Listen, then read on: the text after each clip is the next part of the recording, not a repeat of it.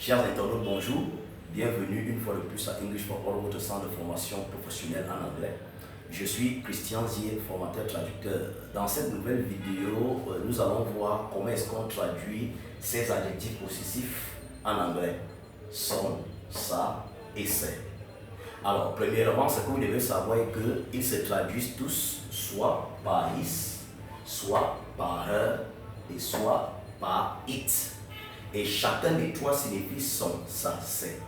Ce n'est pas que his signifie son, her signifie ça et it signifie c'est. Non. C'est chacun des trois qui signifie son, ça et c'est. À la seule différence qu'ils seront traduits par his s'il s'agit d'un homme, par her s'il s'agit d'une femme et par it s'il s'agit d'une chose ou d'un animal. Deuxièmement, en français, lorsqu'on les utilise, on s'intéresse au genre du possédé. Est-ce le genre masculin, est-ce le genre féminin ou le genre neutre, c'est-à-dire l'animal ou la chose. En anglais, par contre, ils font chemin inverse. Pour les utiliser, ils s'intéressent au genre du possesseur.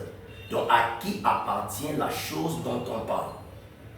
Nous avons par exemple ces phrases, cette première phrase française.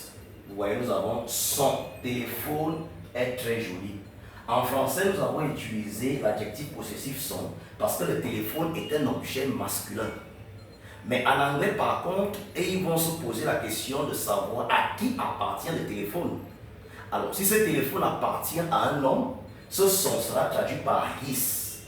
Donc, ils vont dire his phone is very beautiful.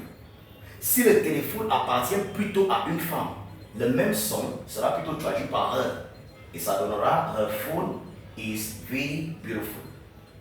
Un deuxième exemple, sa maison n'est pas loin d'ici.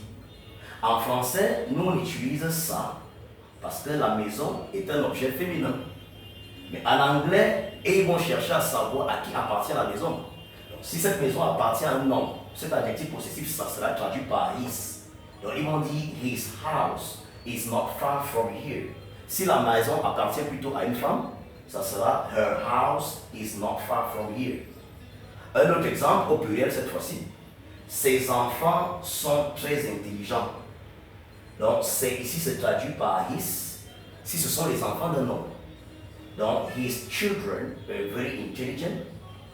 Et il se traduira plutôt par her si ce sont les enfants d'une femme.